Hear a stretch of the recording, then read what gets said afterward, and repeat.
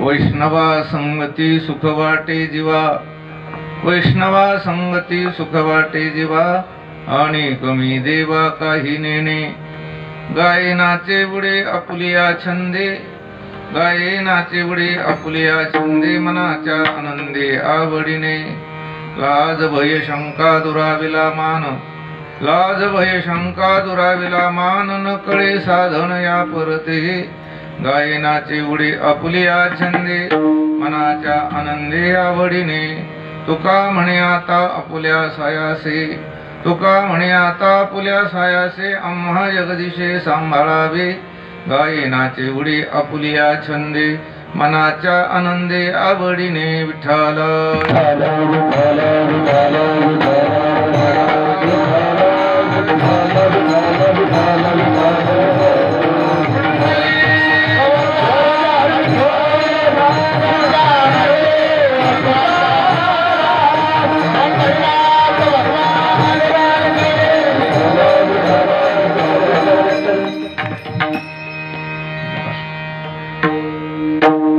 ज्ञानानन्दं परमसुखदं केवलं ज्ञानमूर्तिं द्वन्द्वातीतं गगनसदृश्यं तत्त्वमस्यादिलक्ष्यम् एकं नित्यं विमलमचलं सर्वधी साक्षिभूतं भावातीतं त्रिगुणरहितं सद्गुरुं तन्नमामि विनायकं गृह्णोमि साखरे नाम विश्रुतं येषां चरणसान्निध्यात् जीवा मुक्ता भवन्ति साखरे वंशविख्यातं ज्ञानदानपरायणं विनायकं गुरुं वन्दे भोबन्धविमुक्तये वंशी विभूषितकरां नवनीरदाभात् पीताम्बराधरुणबिम्ब फलाधरोष्टात् पूर्णेन्दुसुन्दर मुखादरविन्दनेत्रात् कृष्णात् परं किमपि तत्त्वमहं न जाने श्रीसंताची या माताच्या गुणावरी श्रीसंताची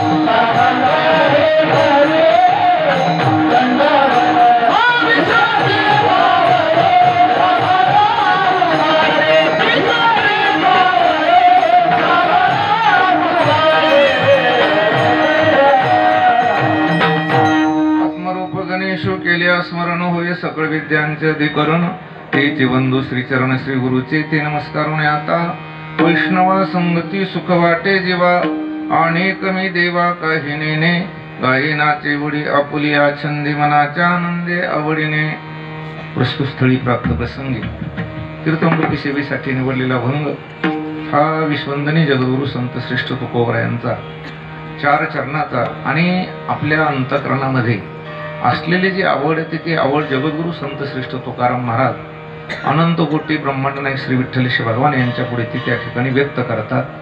तुकोबरा म्हणतात देवा माझ्या जीवाला विश्वामध्ये कुठंच सुख न वाटतं फक्त संत संगतीमध्ये माझ्या जीवाला सुख वाटतं आणि देवा विश्वामध्ये सुखाची जे अनेक काही साधनं लोकांनी मानलेली आहेत पण मी त्या कुठल्याही साधनाला न मानता फक्त संत संगत हीच माझी त्या सुखाची काय की साधना आहे म्हणून अनेक मी देवा काही नेने.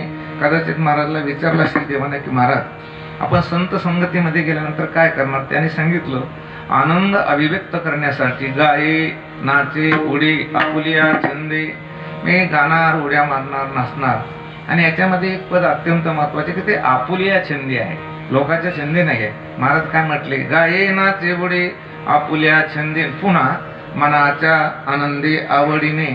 आणि हे बघा जेव्हा आपण वैष्णव संगत करतो किंबहुना एखाद्या साधूची संगत करतो त्यावेळेस काही प्रतिबंधक असे शत्रू आपले परमार्थामध्ये असतात आणि त्याच्यामध्ये लाज आहे भय आहे शंका आहे आणि अभिमान आहे. एखाद्या वेळेस साधारण जर साधू असेल आणि एखादा क्वालिफाईड माणूस असेल तर त्याला असं वाटतं की बा यांच्या संगतीत राहिल्यानंतर लोक आपल्याला काय म्हणतील आपलं स्टँडर्ड डाऊन होईल आणि म्हणून त्याला काय येते की लाज वाटते. एखाद्या वेळेस काय वाटतं की दूरवर कुठे साधू जर असेल तर भयही वाटतं. एखाद्या वेळेस पुन्हा माणसाच्या मनात शंका येते की बा महाराजाच्या सोबत राहिल्यानंतर आपला उद्धार होईल का. आणि एखाद्या वेळेस आपले जे पद आहे प्रतिष्ठा आहे आपला सन्मान आहे हा अभिमान त्याच्या ठिकाणी आढळवा येतो. पण तुकाराम महाराज म्हणतात वैष्णव संगती वाचून जीवाला सुखाचं अन्यत्र कुठंच साधन नसल्यामुळे लाज भय शंका दुराभिमान मी लाज भय शंका आणि अभिमान बाजूला करणारे का सुखाचं दुसरं साधनच नाही न कळे साधन या परते. आणि पुन्हा तुकाराम महाराज देवाकडे एक विनंतीही करतात की देवा माझं जर अधिकार दारिद्र्य असेल कदाचित मी जर माझं काही पूर्वजन्मीचं पाप असेल आणि वैष्णव संगतीत राहत असताना जर मला एखाद्या वेळेस लाज भय शंका वाटत असेल देवा तू एक काम कर की माझ्यावर कृपा कर. तुका म्हणे आता आपुल्या सायासे आणि आम्हा जगदिशे सांभाळावे तूच तुझ्या प्रयत्नाने आम्हाला त्या वैष्णवाच्या संगतीमध्ये चांगल्या प्रकारचं सांभाळ, असा या अभंगाचा सरळ भावार्थ आहे. विठ्ठला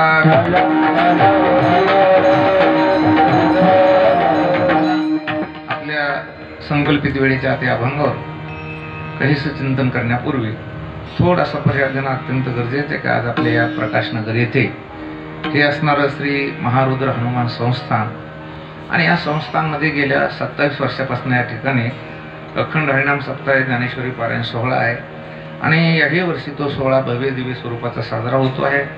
शिवपुराण आहे, ज्ञानेश्वरी पारायण आहे, कीर्तन महोत्सव आहे, आणि या सगळ्या सोहळ्यामध्ये आज मला वाटतं 6वा दिवस आणि 6व्या दिवशीच कीर्तन रूपी सेवा माझ्याकडे या ठिकाणी आपल्या इथं ज्यांच्याकडे व्यासपीठ नेतृत्व आहे भागवत महाराज जाधव त्यांच्याद्वारा माझ्याकडे सेवेसाठी हजर झालो. एकदम मनाला पाहिजे तशी या ठिकाणी गायक मंडळी फार सुंदर चाल झाली. त्यांची सुरळकर गुरुजी आहे, आम्ही कांगणे महाराज नाही का, आणि वादक मला वाटतं गुरुजी आमचे आहे, संगीत विशारद सगळी मंडळी आहेत. आणि या ठिकाणी मंडळी जरी गर्दी कमी असली तर गर्दी मंडळी दिसते मला, त्याचा एक अंदाज आहे. चांगला आम्हाला देशमुख साहेबांना आत्ताच सांगितलं की या ठिकाणी किमान एक वारकरी शिक्षण संस्थेचं थोडं काय की ज्ञान दिलं जातं, आणि जी लहान लहान मुलं उभी आहेत यांच्यावर मला एक अंदाज येतो की बा सगळ्यात मोठा वारकरी संप्रदायामध्ये उपक्रम चांगला कोणता असेल तर फक्त वारकरी शिक्षण संस्था आहे. मठ बांधणं आहे, दिंड्या करणं आहे, अखंड हरिनाम सप्ताह हा एक वारकरी संप्रदायाचे जे अंग आहे. एवढंच नाही तर आपण दररोज हरिपाठ म्हणतो, हे वारकरी संप्रदायाचं अंग आहे. परंतु जे काही नवयुवक आहेत की ज्यांच्या कृतीमध्ये बदल करण्याला काही त्या ठिकाणी अवसर मिळतो, असं जे वय तर ते वय कसं आहे की बालवय आहे. आणि म्हणून या बालवयामध्ये जर आपल्याला या ठिकाणी परमार्थात जर संस्कार झाले तर मला वाटतं अंतकाळापर्यंत गुरुतील. मी एका गावामध्ये संस्थेचं असं वर्णन करीत असताना लहान लहान मुलं यायचं, मग काही म्हातारे माणसं म्हणे बाबा म्हातारीचं माणसं कीर्तनाला यायला त्याला जास्त असतात, आणि तुम्ही एवढं काय या मुलाचं वर्णन करतात. मला त्याचं कारण आहे की म्हाताऱ्या माणसाचं असे आता कितीही कीर्तन ऐकले तर काही त्यांच्या ध्यानात राहत नाही, आणि बिघडून किती बिघडले तर त्यांचा काही दुष्परिणाम समाजावर होत नाही. म्हातारा माणूस जर एखादं दारू प्यायला लागलं 70 वर्षाचं तर काही समाजावर जास्त दुष्परिणाम होणार नाही, पण एक युवक जर दारू प्यायला लागला तर समाजावर त्याचा काय होतं दुष्परिणाम होतो. आणि म्हणून या ठिकाणी हे जे गुरुजन असतील त्या गुरुजनाचं मी खरं अभिनंदन करतो बुवा. या ठिकाणी हे वारकरी शिक्षण संस्था जे आहेत इवले शिरूप भाविले जवारी त्याचा वेलू गेला गगनावरी, आणि म्हणून अशा प्रकारे या ठिकाणी सुंदर असणारे हे नियोजन, या नियोजनात माझ्याकडे सेवेसाठी अभंग हा सगळ्यांच्या परिचयाचा आहे. कुलर बंद केलं चालतं बरं. विठाला विठाला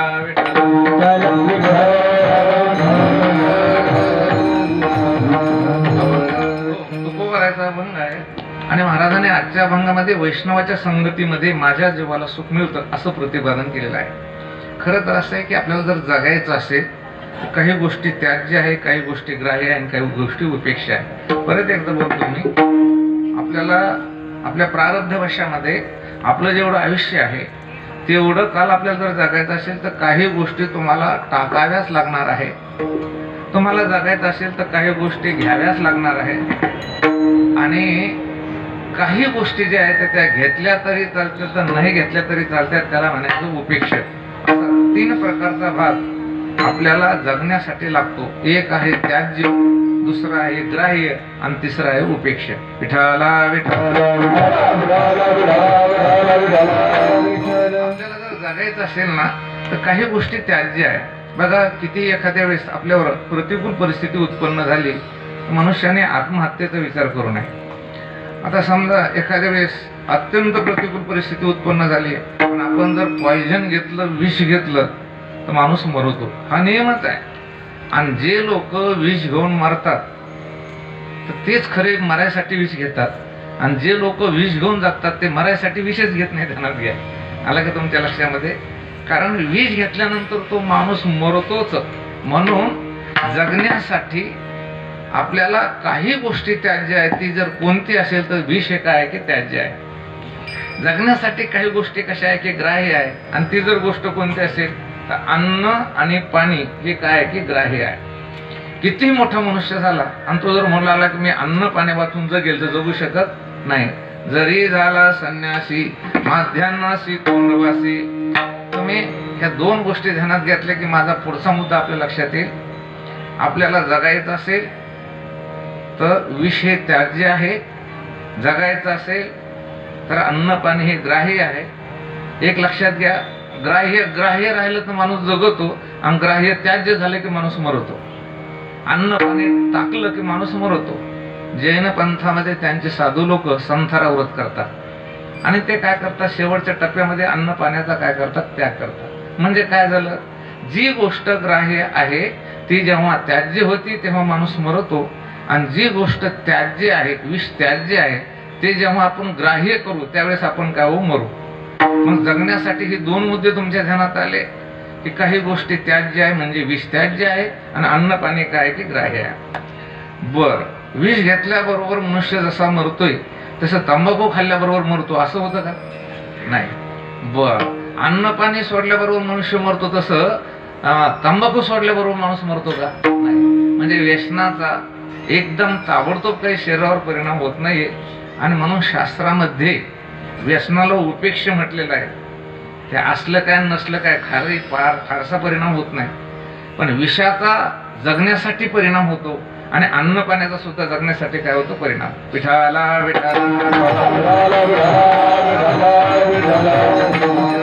ही गोष्ट जर तुमच्या लक्षात आली की एक गोष्ट त्याज्य त्याचं नाव आहे विष, एक गोष्ट ग्राह्य त्याचं नाव आहे अन्न पाणी आणि एक गोष्ट उपेक्षा आहे त्याचं नाव आहे व्यसन. तसं आपल्याला जर भगवत प्राप्तीपर्यंत आपला परमार्थ पोहोचावा असं जर वाटत असेल तर त्याच्या जीवनामध्ये काही गोष्टी काय की त्याज्य आहे. कोणत्या गोष्टी त्याज्य सांगू का तुम्हाला?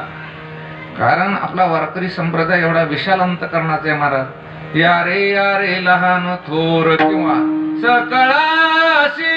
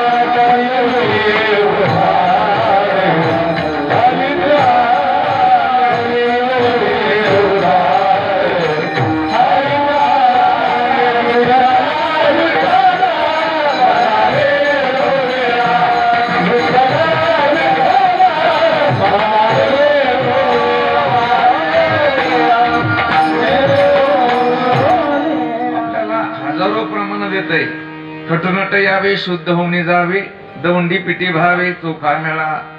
या सप्ताहपत्रिकेवर अशी कधी टीप पाहिली का तुम्ही? कशी म्हणजे ज्याच्या गळ्यात माळी त्यानेच कीर्तन ऐकायचं, बिगर माळखं घ्यायचं नाही असं नाही. या रे लान थोर या ती भलत्या नारी नर. एकाच वाक्यात बोलेन मी, कसाही व्यक्ती असेल तरी त्याला परमार्थ करण्याचा अधिकार आहे, त्याला माळ घालण्याचा अधिकार आहे. पण माझं पुढचं वाक्य खूप महत्वाचं राहणार आहे, कारण कसाही व्यक्ती असेल तर त्याला परमार्थामध्ये प्रवेश आहे, पण परमार्थात प्रवेश केल्यानंतर जर कसाही वागला तर मग चालत नाही. आता काय होऊन राहिलं, कसे लोक परमार्थात येऊन राहिले आणि इथं आल्यावर कसे वागून राहिले. त्याच्यामुळं परमार्थामध्ये मला वाटतं जे आउटपुट आहे ते आउटपुट नाही आहे, ते त्याला आपण क्वांटिटी ही डाऊन झालेली आहे, क्वालिटी वाढली. हे क्वांटिटी वाढली पण क्वालिटी काय झालेली की डाऊन झालेली आहे. म्हणजे संख्यात्मक दृष्टीने परमार्थ वाढला पण गुणात्मक दृष्टीने काय झालेलं की घसरलेला आहे. त्याचं कारण काय आहे? आता सोहळ्यामध्ये जर गेलो आपण माऊलीच्या तर तिथे बरीच लोक चोरी करतात.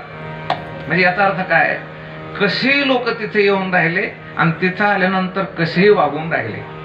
तर माझं म्हणणं काय की परमार्थामध्ये त्याज्य काय आहे, म्हणजे काय टाकायला पाहिजे. सगळ्यात मोठी गोष्ट आहे पाप हे त्याज्य आहे. कल्पना करा, मी अगोदर तुम्हाला उदाहरण दिलंय.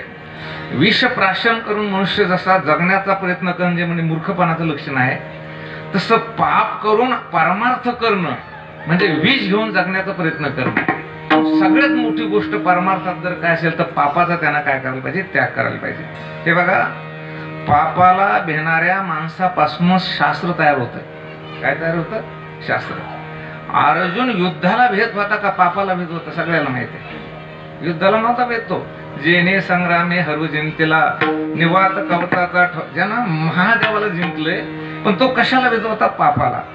आणि म्हणून जो मनुष्य पापाला भीतोय तर मला वाटतं त्याच्यासाठी शास्त्र तयार होते.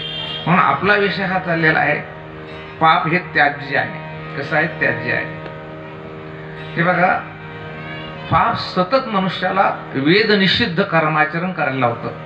म्हणजे मद्यपान करायला लावतं, मांसाहार करायला लावतं, व्यभिचार करायला लावतं. आणि पापाचं त्या माध्यमातून जर पोट भरलं नाही तर पाप चांगल्या कर्माच्या द्वारे सुद्धा पाप करायला लावतं. काही काही माणसं गळ्यामध्ये माळी घालून सुद्धा पाप करतात. म्हणजे पापाचं वाईट कर्म करून पाप नाही भरलं पोट तर चांगल्या कर्मातून ते पाप करायला लावतं. आणि म्हणून सगळ्यात त्याज्य जर काय असेल तर पाप आहे. भगवंताची प्राप्ती करून घ्यायची असेल तर लेकरं बाळा असायला पाहिजे का नसायला पाहिजे? बरं बाबा, असले तरी चालते आणि नसले तरी चालते. जसं व्यसन उपेक्षी आहे तसं परमार्थामध्ये भगवत प्राप्तीसाठी लेकरं बाळा असले तरी चालते आणि नसले तरी चालते. पण भगवत प्राप्ती करायची असेल तर परमार्थामध्ये एक गोष्ट ग्राह्य आहे आणि ती जर कोणती असेल तर वैष्णव संगती हे काय की ग्राह्य आहे. विठाला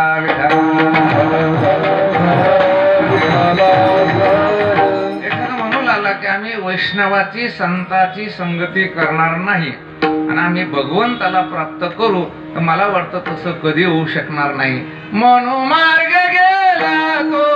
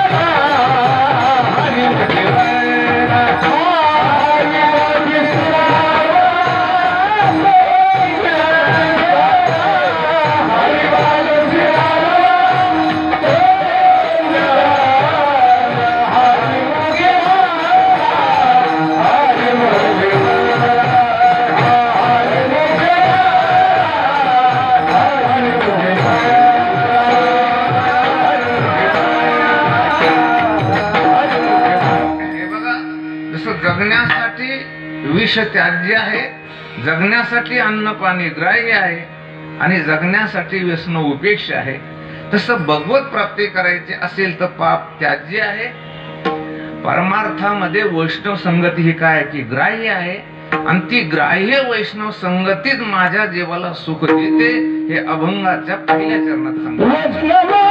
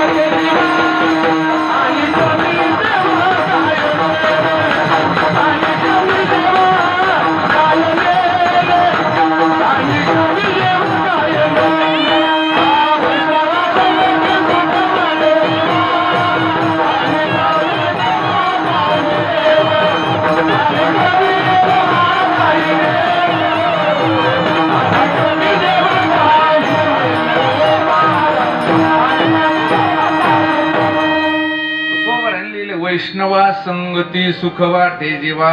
आता आपण संगत या पदाचा थोडक्यात विचार करू की संगत म्हणजे काय. मला वाटतं आपल्या सगळ्यांच्या डोक्यामध्ये संगत शब्दाचा अर्थ असा आहे की आपला एखादा मुलगा एखाद्याच्या बरोबर राहतो असं समजायचं की आपण काय म्हणतो की आमचा मुलगा आमदाराच्या संगतीत आहे, आमचा मुलगा महाराजाच्या संगतीत आहे. पण संगत हा शब्द संगम या पदावरून तयार झालेला आहे. संगम शब्द कशावरून तयार झाला? संगत, संगम. समजा दोन नद्या आहेत आणि त्या नद्या उगमस्थानापासून तर समुद्रापर्यंत सारख्या बरोबर अंतरानं वाहतात आणि त्या दोन्ही नद्याचं पाणी जर वेगळं वेगळं आणा म्हटलं तर आणता येतं. पण जेव्हा दोन्ही नद्याचा संगम झाला आणि संगम झाल्यानंतर जर एखाद्याला म्हटलं की बाबा तो दोन्ही नद्याचं पाणी वेगळं वेगळं आणता येणार नाही. याचा अर्थ काय? संगम म्हणजे काय सांगू का? तर दोन न राहता दोन्हीचं स्वरूप एक होणं याचं नाव काय की संगम. तसं सहवास वेगळा आहे, संगम वेगळा आहे, संगत वेगळी आहे. अवघ्या झाल्यावर मी अवघ्या झाल्यावर मी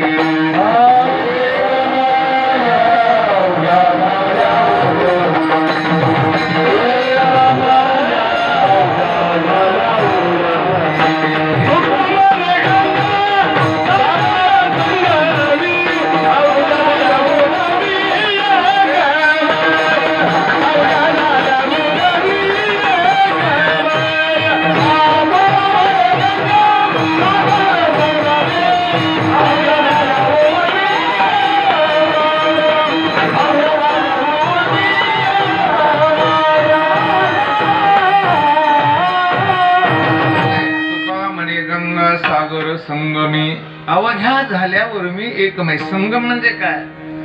दोन पणा न राहता एकरूप होणे याचं नाव आहे संगत किंवा संगम. असं समजा एखादा आपला मुलगा माळकरी आहे, तो दारुड्याच्या बरोबर राहतो आणि त्याचा एकही अवगुण याला जरा लागला नाही तर असं समजायचं हा सहवासात आहे. कशात आहे? फक्त सहवासात. आणि जर समजा आपला माळकरी मुलगा दारुड्याच्या बरोबर राहून यानं माळ काढून टाकली, दारू प्यायला लागला, तर समजा यानं काय केली? संगत.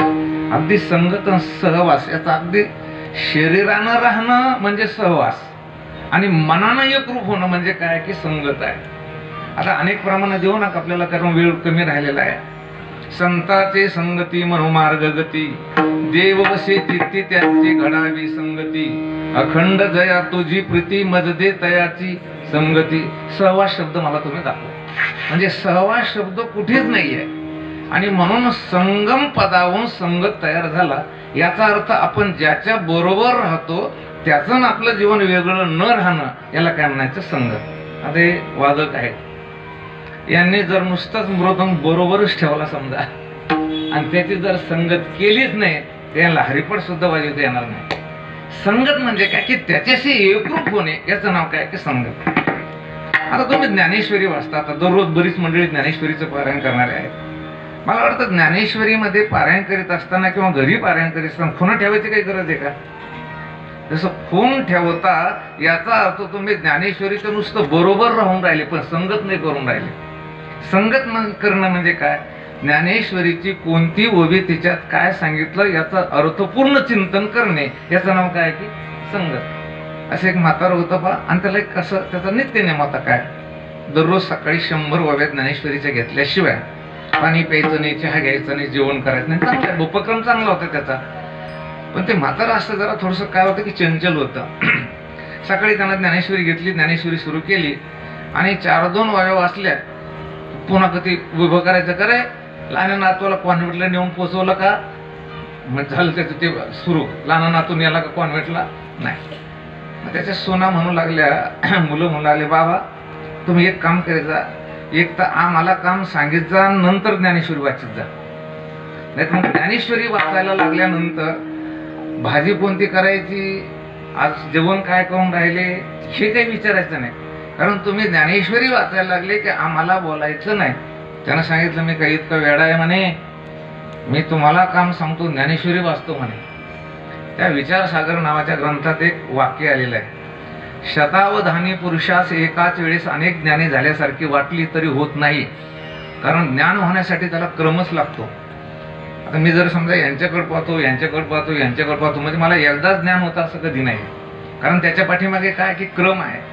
तुम्ही गुलाबाच्या 100 पाकळ्या घेतल्या आणि वरतून सुई जर मारली, पिन मारली, तुम्हाला असं वाटतं की एकदाच त्याला छिद्र पडलं, पण एकदा पडत नाही. त्याला काय की क्रम आहे, पण तो क्रम कसा आहे की सूक्ष्म आहे.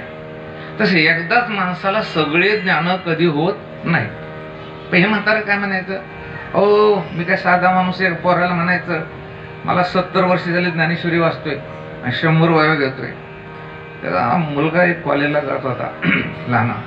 ते म्हणे आपण आता थोडी बाबाची परीक्षाच घेऊ आणि बाबा दररोज किती वया घ्यायचे 100. आणि झाला बाबा 12 वाद्य सुरू. आज समजा जय जीव शुद्धे उदारे प्रसिद्धे अनवरत आनंदे वर्षती 100 वया झाल्या आणि म्हाताऱ्यानं त्या 100 वया तिथं फोन ठेवून दिली, ज्ञानेश्वरी बांधली आणि दिली ठेवून. मुलगा कॉलेजून आला आणि मला ज्ञानेश्वरी घेतली आणि ती खून घेतली आणि पुन्हा 12 वाद्य सुरुवातीलाच ठेवून दिली. म्हातारं दुसऱ्या दिवशी उठलं, श्री गणेशाय नमः जय जीव शुद्धे उदारे प्रसिद्धे, पुन्हा 100 वयात खून गेली. पुन्हा ते मुलगा आला, त्यानं त्या ठिकाणी महाराज ती खून काढली. तर म्हातारं 7 दिवस 100च वयात. किती वयामध्ये 100 वयात. आणि मग 8व्या दिवशी मुलगा म्हणला, बाबा तुमचा 12वा अध्याय कधी सुरू झाला? म्हणे आजच्या 8 दिवसाला. बर, दररोज किती वय घेता? म्हणे तुम्ही 100. म्हणजे 8 दिवसात तुमचे किती वय व्हायला पाहिजे? म्हणे मग 800. 12व्या अध्यायात किती वय आहे? 247 का काय वय आहे? आणि मग तुम्ही ते म्हणे गड्या मला तरी वाटायचं बरं का, डबल वया कसं काय येऊ राहिल्या, डबल कसं काय येऊ राहिल्या. याचा अर्थ हा म्हातारा ज्ञानेश्वरीची संगत करीत नाही, तो ज्ञानेश्वरीचा सहवास करतो. विठाला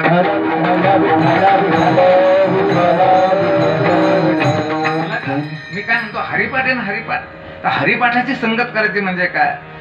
शब्द उच्चारताना त्याच्या अर्थाकडे आपली त्या ठिकाणी दृष्टी असायला पाहिजे. याला काय म्हणायचे? संगत. विठाला विठाला. सोपं उदाहरण सांगा, तुम्ही डबा दिवसभर जरी तुमच्या बरोबर ठेवला आणि तुम्ही त्या डब्याची संगत केली नाही तर तुमचं पोट भरणार नाहीये. याचा अर्थ ज्याची संगत करायची त्यातून तुमचं जीवन एक होणे, याचं नाव काय की संगत. आणि समजा एखाद्या महाराजांच्या बरोबर तुम्ही राहत असेल आणि त्याचा एकही गुण तुमच्याकडे आला नाही तर असं समजा तुम्ही नुसत्या चपात्या खाल्ल्या, बाकी काही केलं नाही. विठाला विठाला.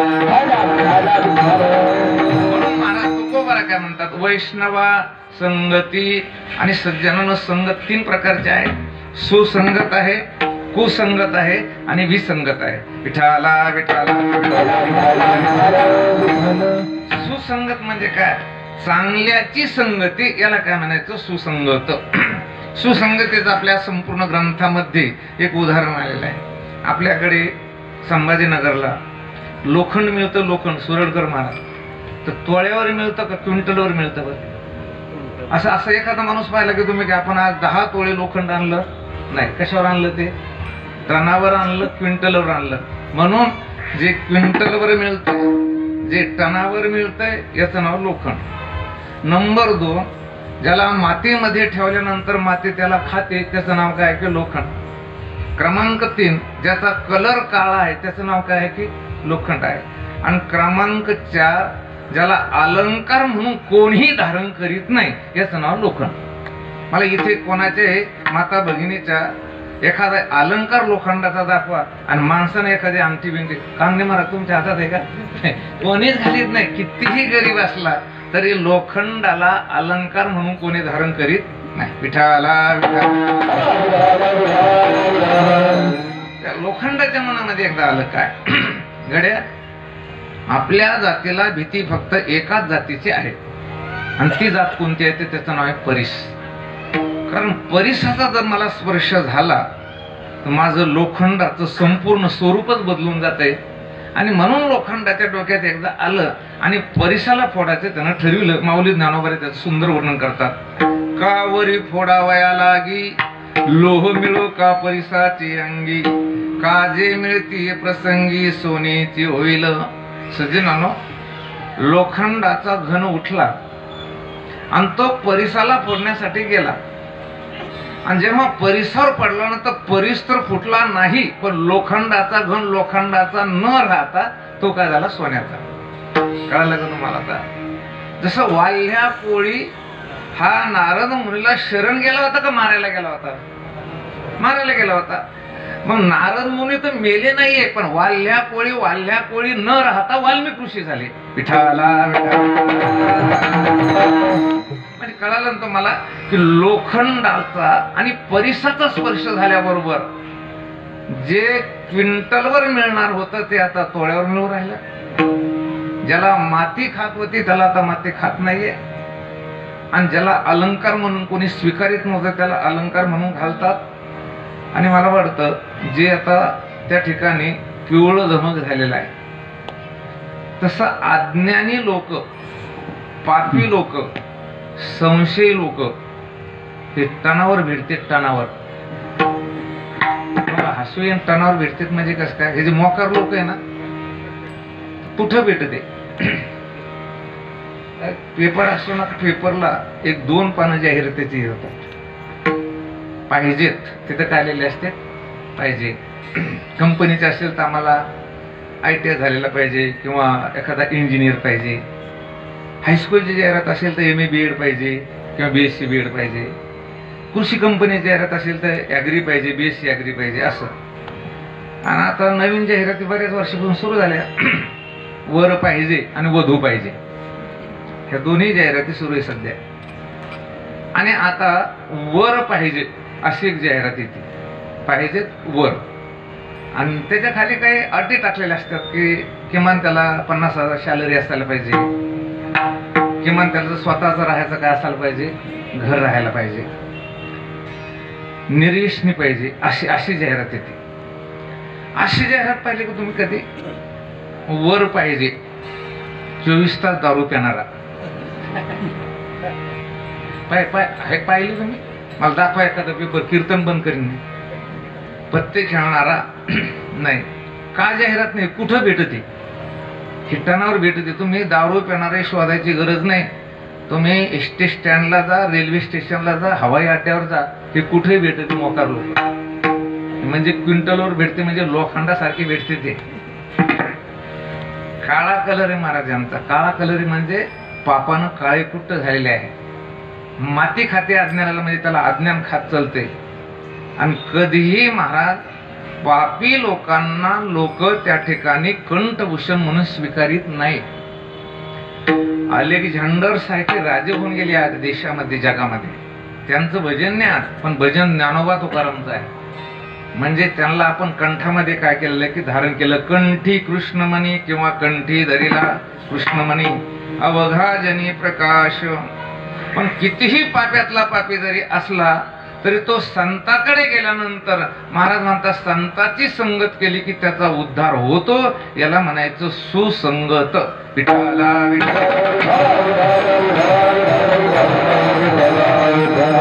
त्याच्यानंतर कुसंगत आहे. कुसंगत म्हणजे काय? वाईटाची संगती.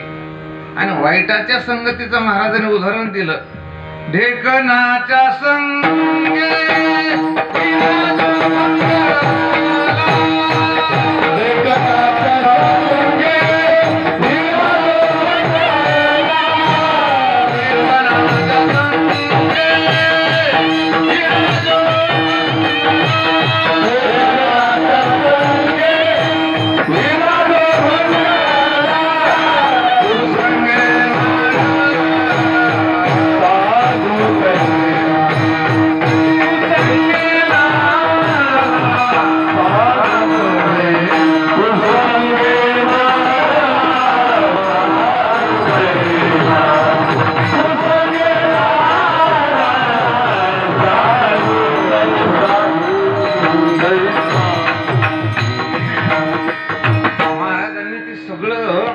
कुसंगतीचं उदाहरण दिलं. पा एका माणसाला हिऱ्याचं चूर्ण करायचं, हिऱ्याचं आयुर्वेदिक वैद्य होता. आणि जो फुडतो जो जळतो त्याचं नाव हिरा नाही. हिरा ठेविता ऐरणी वाचे मारिता जो घनी तोची मोल पावे खरा करणीचा होय चुरा. तुकोबराने सांगितलं हिरा जर ऐरणीवर ठेवला आणि वरून जर घन मारला ना तर तो ऐरणी शिरतो. हे हिऱ्याचं मोठेपण आहे आणि हे हिऱ्याचं अभिद्यपण आहे. मला एका नेहमी हा दृष्टांत सांगितला. कीर्तन झाल्यावर विचारलं, म्हणे बाबा, म्हणलं काय? मग ऐरणीत गेलेला हिरा वर कस काय काढावा? तर हिऱ्याचं मोठेपण कोणतं सांगू का, की त्या घनाच्या आणि आयरनीच्या मधात न फुटता तो आत शिरतो हे मोठेपण आहे. आणि त्याचं लघुपण आणि गौणपण सांगू का, वरून हिरकणी दाखवली तर फटकन वर येते ते. हिरा हिरकणी आणि काडी आयरणी आतुनी. तसे काही माणसं हिऱ्यासारखे बाहेर हिऱ्यासारखे कोणाला दबत नाही, पण हिरकणी पुढे त्याचं काही चालत नाही. विठाला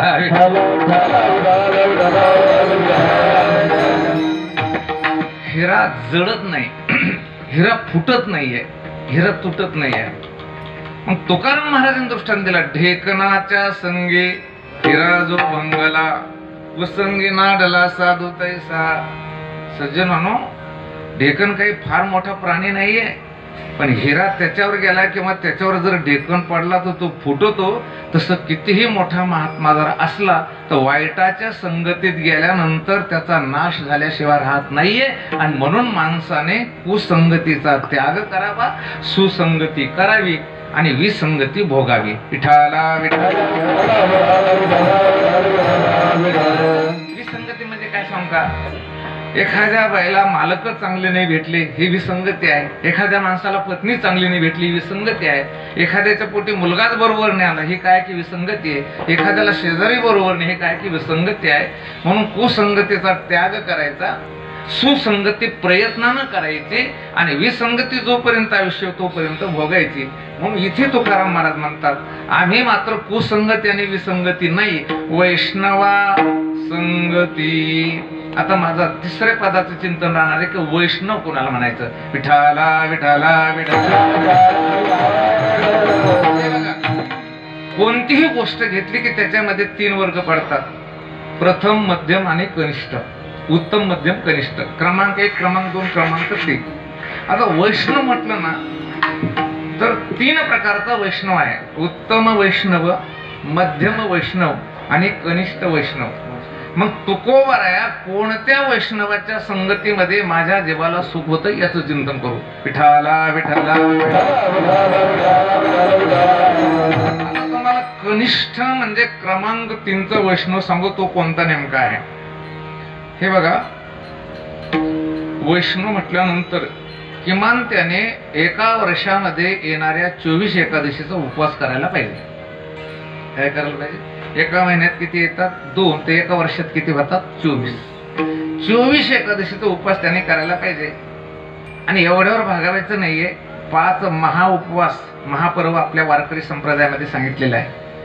पर्व विशेष भागवत धर्मी, नरसिंह जयंती जन्माष्टमी, वामन जयंती रामनवमी, उत्तमी शिवरात्री.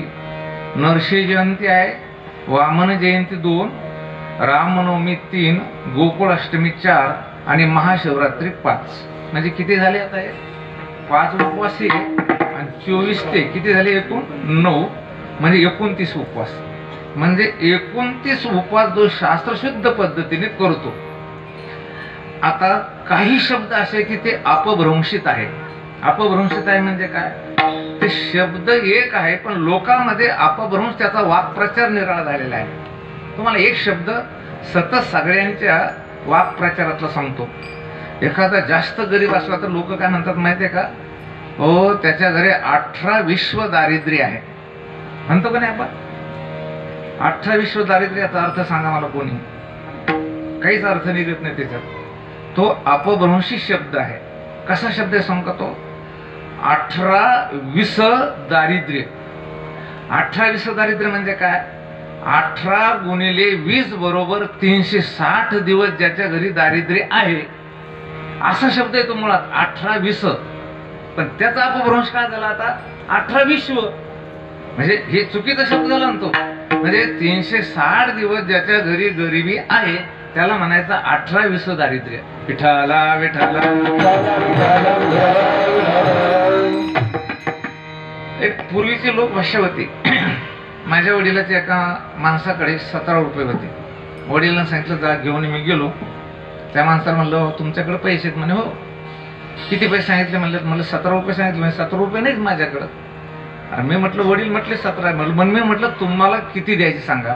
आणि माझ्याकडं तुमच्या वडिलाचे 3 कमी 20 रुपये. किती? 3 कमी 20 किती झाले आता ते?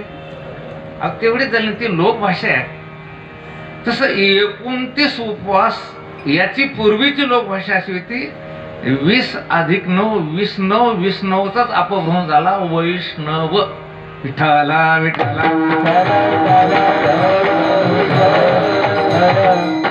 म्हणजे 29 उपवास जो धरतो एवढ्यावर नाहीये. तुळशी माळ गळा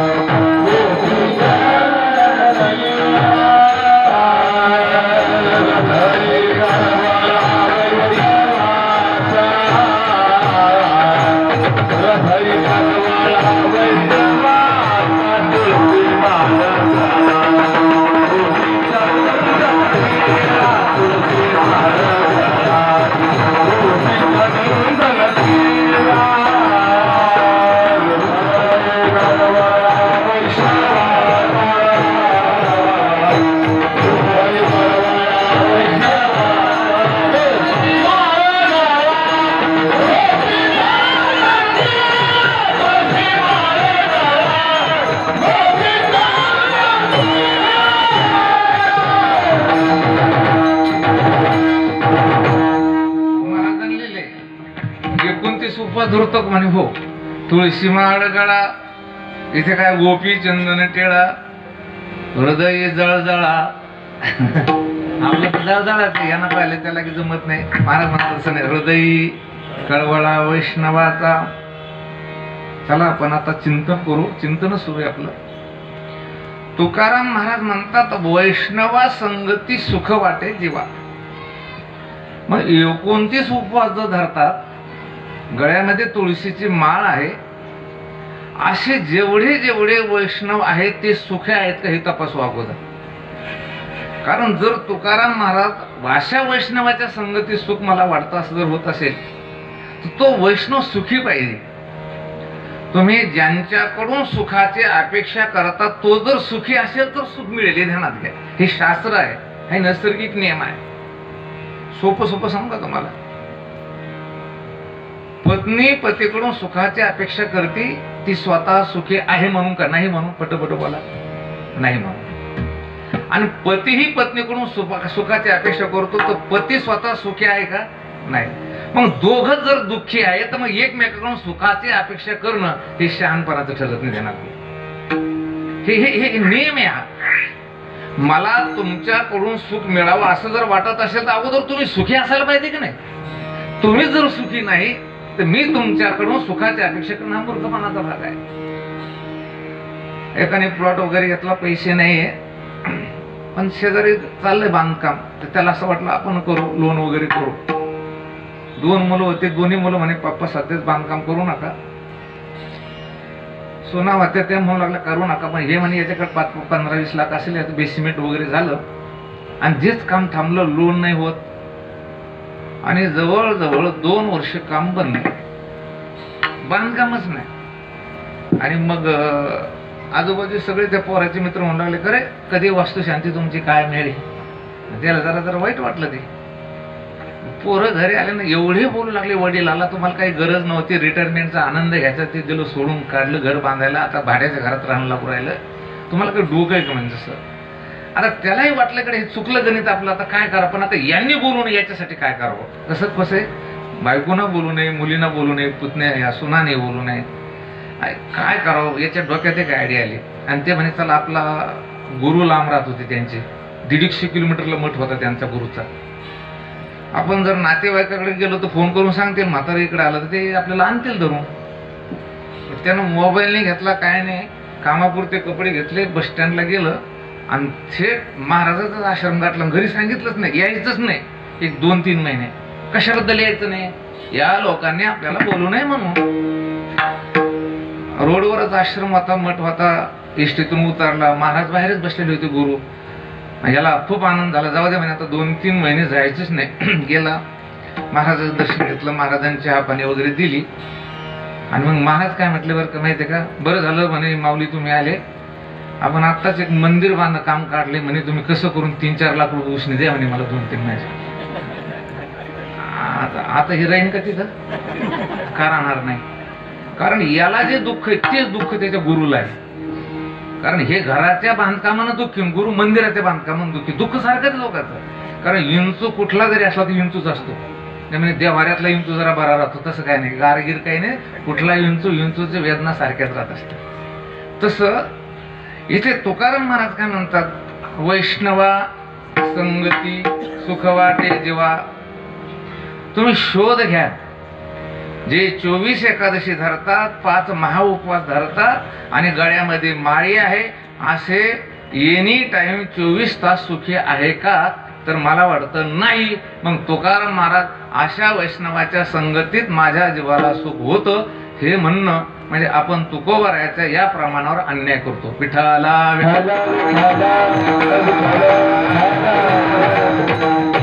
त्यानंतर मध्यम वैष्णव आपल्या समोर म्हणतो मी, वैष्णव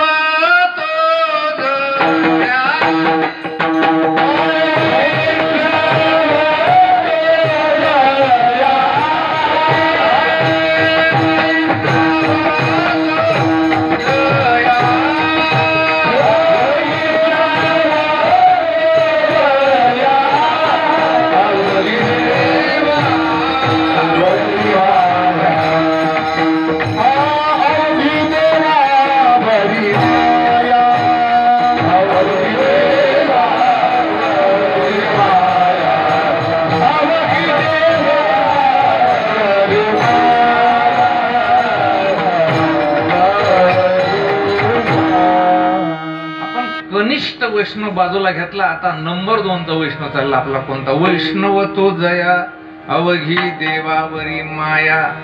सगळ्यात मध्यम वैष्णव ज्याची सगळी माया देवावर आहे.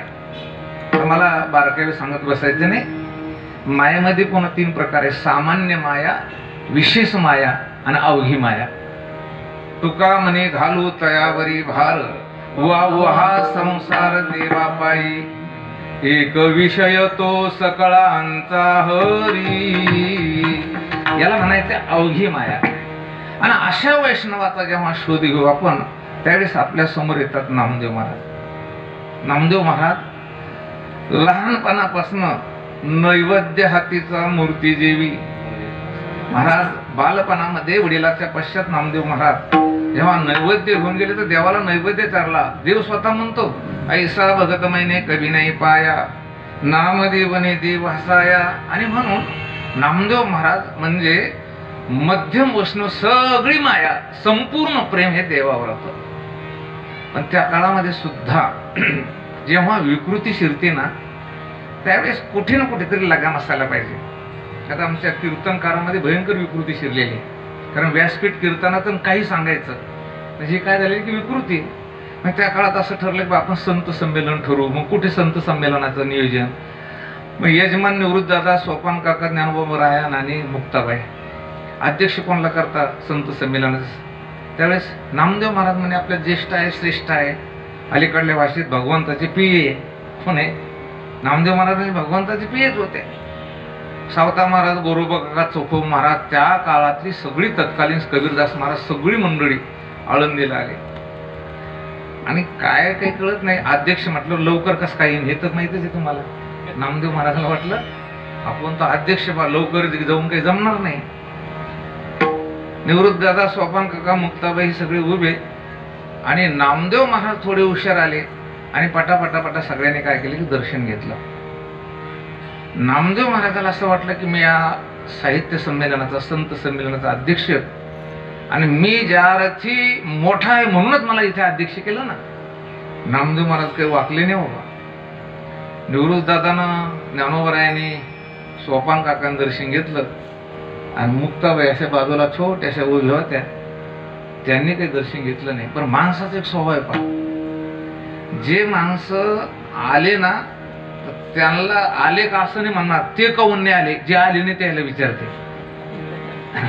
तसं ज्यांनी दर्शन घेतलं त्यांचं काही नाही वाटलं नामदेव महाराजाला, पण मुक्ताबाईंनी घेतल्यामुळे मुक्ताबाई त्यांना दिसली.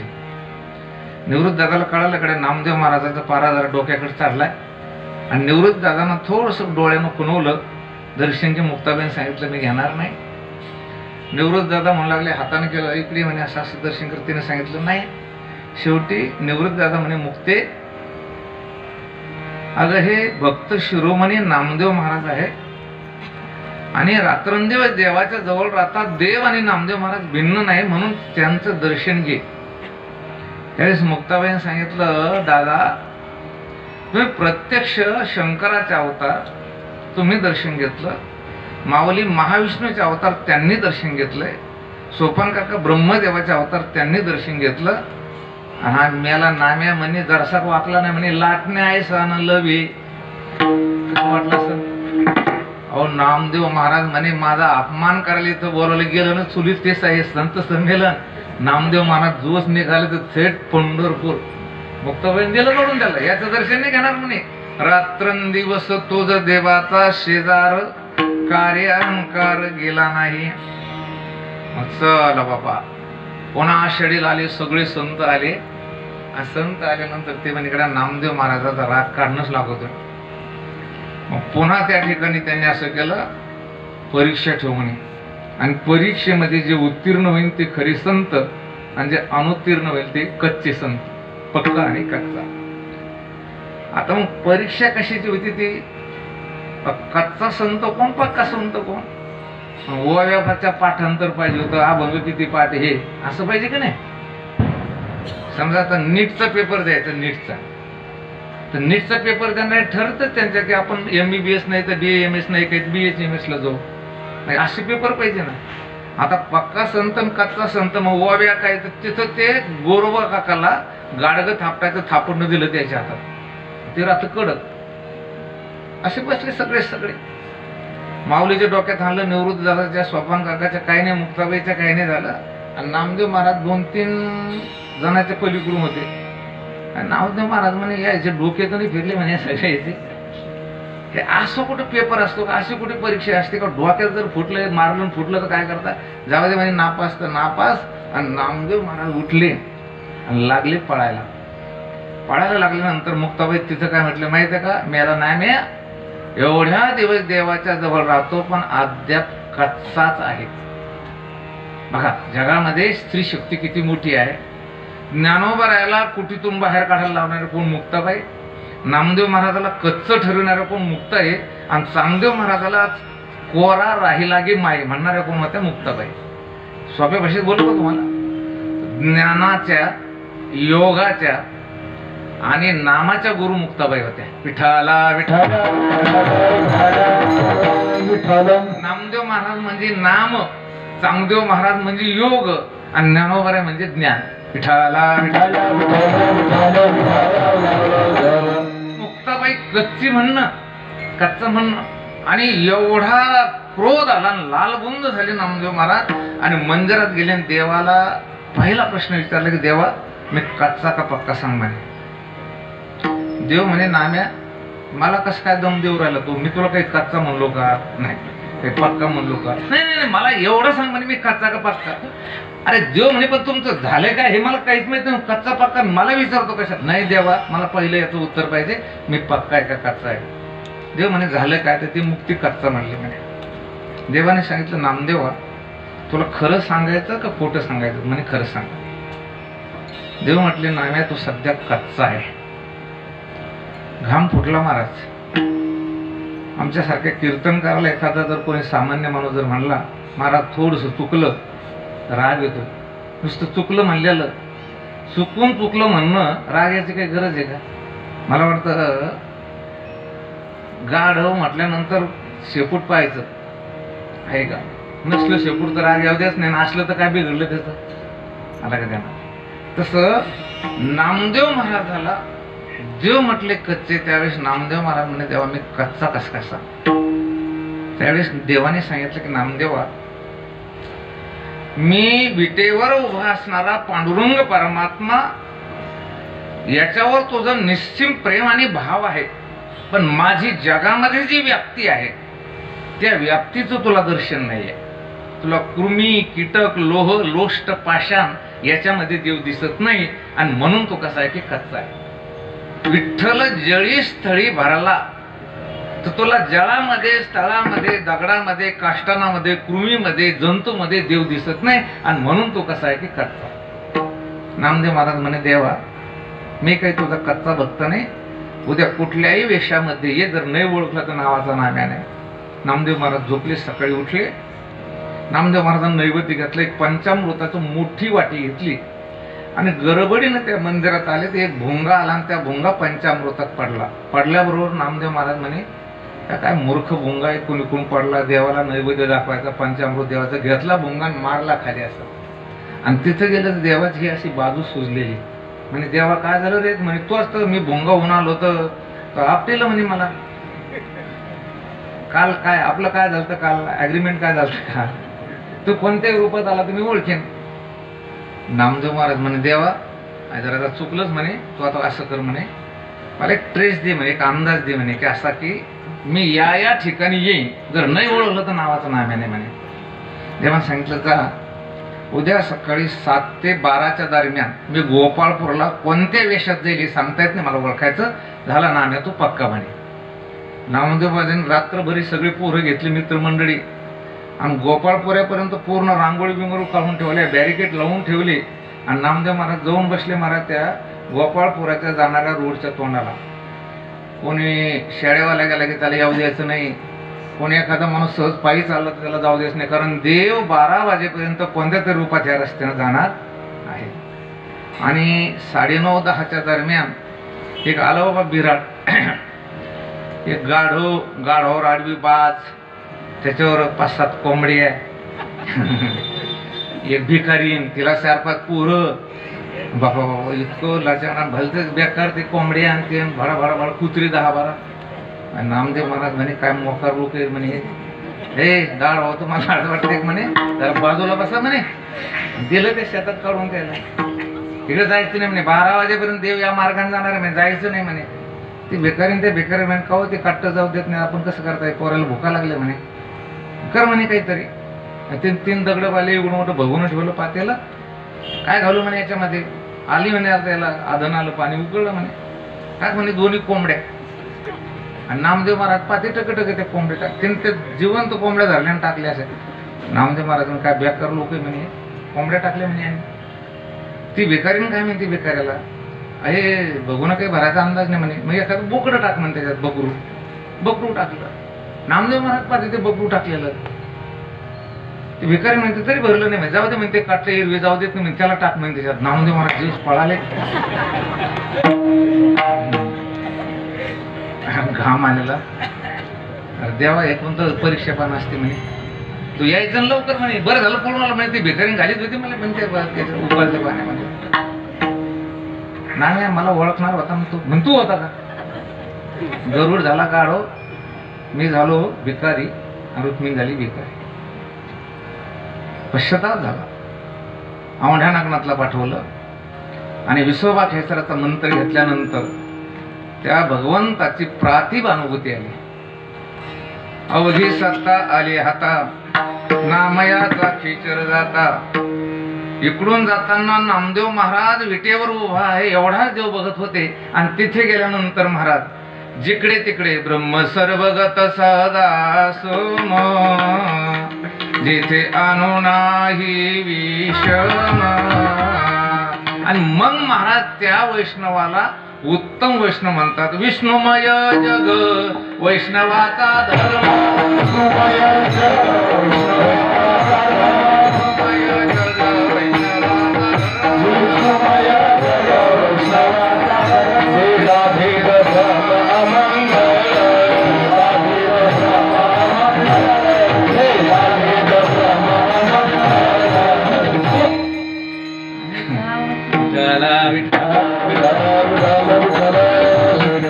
आता मी उत्तम वैष्णव कोणता सांगून राहिलो.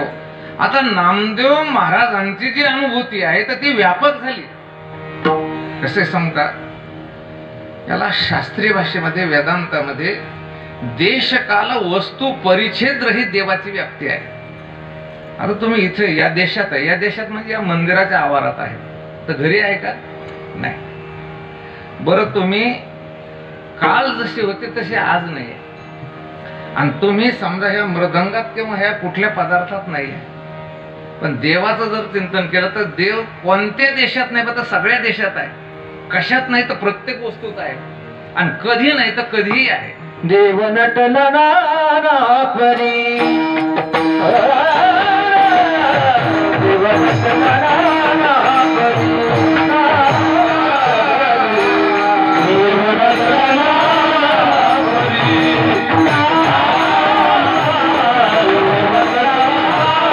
परी,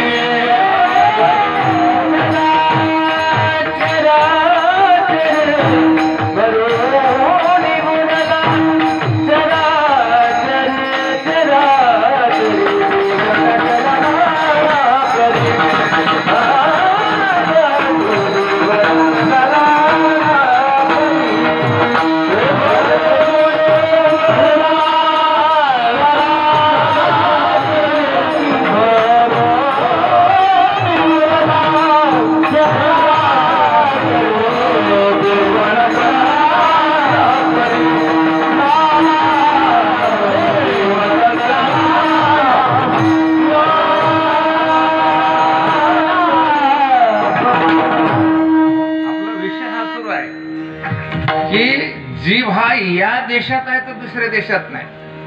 आता तुम्हाला जर समजा एखाद्याने म्हटले बा चला तुम्ही हर्सूलला थांबा 12 महिने, थांबू शकता का? का नाही? तुम्हाला तुमच्या छोट्या घरात का होईना आनंद आहे, पण हर्सूलमध्ये आनंद नाही आहे. त्याचं कारण असं आहे की तुमचं जे सुख आहे ते देशानं संकुचित आहे, पण देव जर सगळीकडेच आहे असं जर तुम्हाला ज्ञान झालं तर तुम्ही ज्याला जरी असाल तरी तुम्हाला काय मिळेल? आनंद.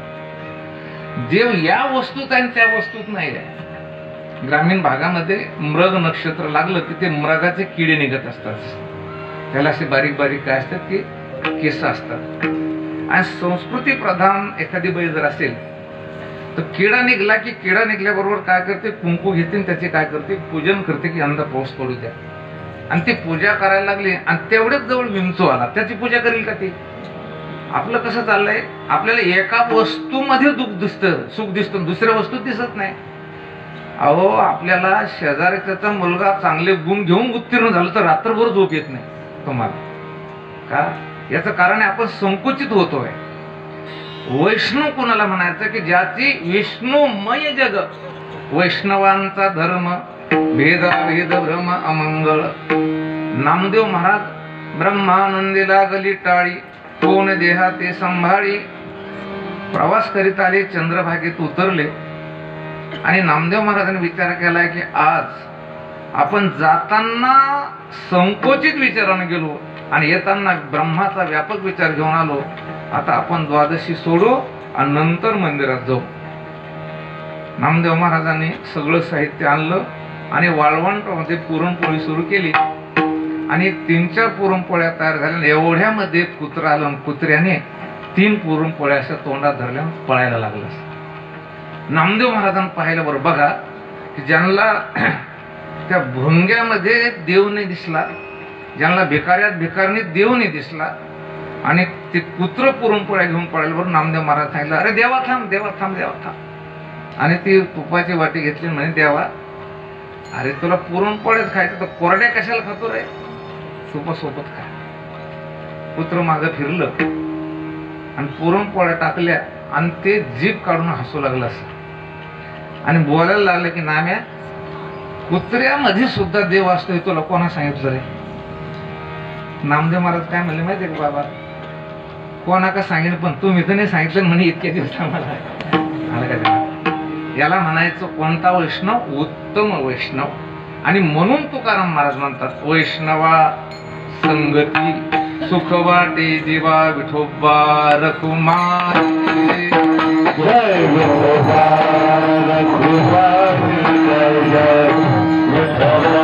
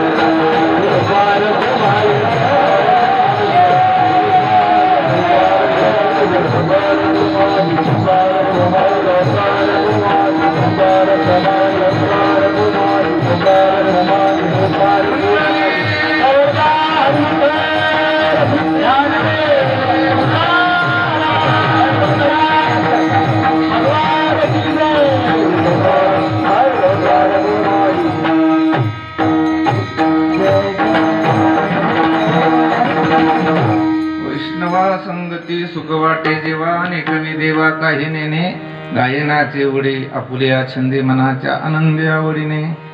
आता मला नाही आवडणारच आणलं आहे ना, मला कोणाला घातलं त्यांचे नाराज होते नाही तर मला सोनं आवडत नाही, पोट तर बिलकुल आवडत नाही.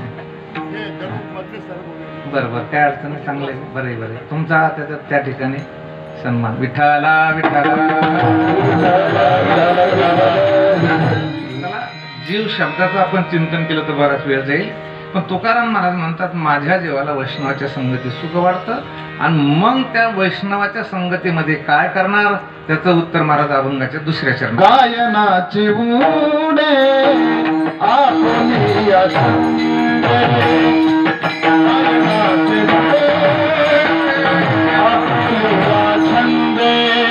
गायनाची गायनाचे आपुलिया गायनाचे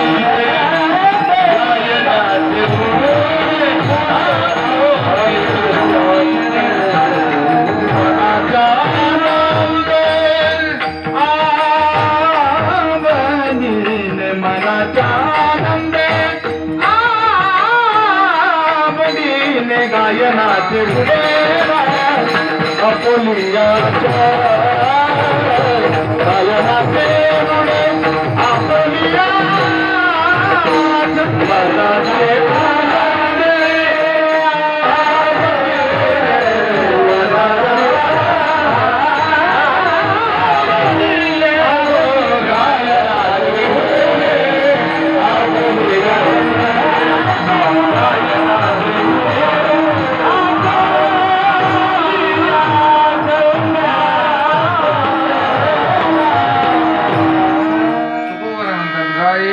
उडे आपुलिया छंदे मनाच्या आनंदी आवडीने. लाज वै शंका दुराविला मान नकळे साधवन घ्या परते. सज्जनानो, आपल्या पारमार्थिक क्षेत्रामध्ये दोन योग आहे, एक ज्ञानयोग आहे, दुसरा भक्तियोग आहे. भक्तियोगाला शास्त्रामध्ये मार्जार न्याय म्हटलेला आहे आणि ज्ञानयोगाला मरकट न्याय म्हटलेला आहे. ते कसं तुम्हाला सांगतो. एखाद्या मांजरीनं जर आपल्या पिलाला जन्म दिला तर त्या पिलाचं संपूर्ण संरक्षण हे मांजर करते. त्या कुत्र्यापासनं तुमच्या बोक्यापासनं बरोबर सुरक्षित ठिकाणी ठेवण्याचं काम कोण करते? मांजर. पण आपण जिथे ग्रामीण भागामध्ये गेलो तर ते जर वानरणीचं पाहिलं तसं नाही. ज्ञानयोग हा कसा आहे की त्या वानराच्या पिल्ल्यासारखा आणि वानरणीसारखा आहे. एखादा जर ज्ञानी होत असेल तर देव म्हणतो बा तुझं तू बघून घे. पण भक्तयोग म्हटल्यानंतर तेषामहं समुद्धरता मृत्यू संसार सागरात भवामी नचिरात पार्थमय्या वेशित चेतसाम. जसं मी आता बोललो की मांजरच त्या पिलांची पूर्ण संरक्षणाची जबाबदारी घेते. समजा या गावाहून दुसऱ्या गावाला ते वानराचं जर टोळं जाणार असलं, वानराचा जो ग्रुप जाणार असेल तर ती वानरीन तिच्या पिलाला इथंच समजून सांगते की हे बघ, तू जेव्हा माझ्या पोटाला असं पकडशील ना असं घट्ट, तर तुझी ती पकड सैल होऊ द्यायची नाही. कारण जर तुझी पकड ढिल्ली झाली, सैल झाली आणि तू जर पडला आणि तुझं काही बरोबर झालं तर माझ्यावर त्याची जबाबदारी नाही. हे चारी धामला ज्ञानाला जे लोक असते ना यांचे पॉम्पलेट चांगले वाचत जातो मी. खाली एक टीप असते बघ, खाली शेवटची लास्ट टीप असते. प्रवासात ज्याच्या त्याच्या जीवितवाची जबाबदारी ज्याच्या त्याच्यावर राहील. एखादं मेलं समजा तर नेणारा त्याला जबाबदार नाही. विठाला विठाला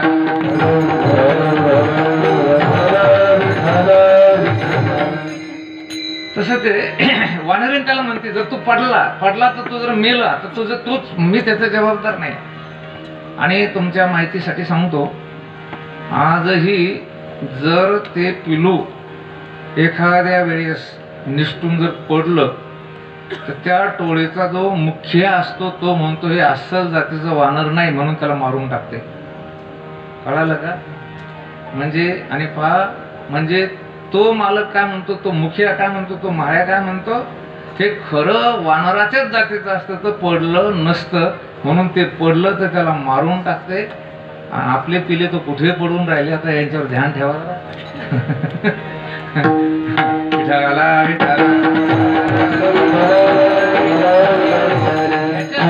तुकाराम महाराज म्हणतात, देवा मला वैष्णवाच्या संगतीमध्ये राहत असताना लाज भय जर वाटायला लागलं तर त्याचा सांभाळ तू कर, अभंगाचं शेवट.